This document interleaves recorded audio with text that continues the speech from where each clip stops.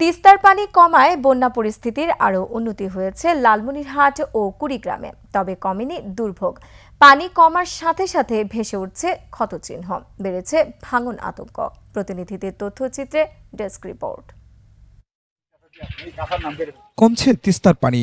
৪৮ ঘন্টার ব্যবধানে বিপদসীমার আরও নিচ দিয়ে প্রবাহিত হওয়ায় নিম্নাঞ্চলে উন্নতি হয়েছে বন্যা পরিস্থিতির।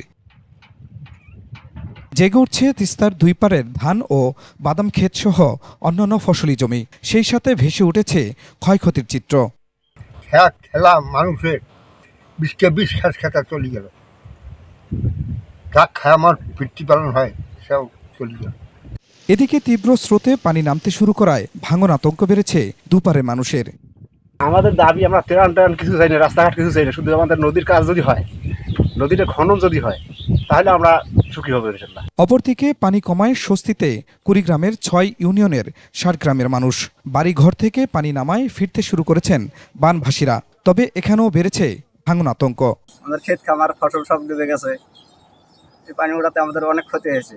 এই অসময়ের বন্যা, এই বন্যাটা আগে হওয়া ছিল, সেই বন্যা এখন মনে করেন যে এই পাকা ধান, কারো ধান কাটা ধান মনে করেন যে ভাসি গেছি। জেলা কৃষি সম্প্রসারণ অধিদপ্তর জানায়, আকস্মিক বন্যায় আমনসহ ৫০০ হেক্টর জমির বিভিন্ন ফসল ক্ষতিগ্রস্ত হয়েছে। তবে রাজবাড়ীতে পদ্মার পানি না কমায় এখনও দুর্ভোগে নিম্নাঞ্চলের বাসিন্দারা। পানিতে তলিয়ে নষ্ট হচ্ছে ফসলি জমি। খুরশিদ আল মুকুল, ডেস্ক রিপোর্ট, ২১ টেলিভিশন।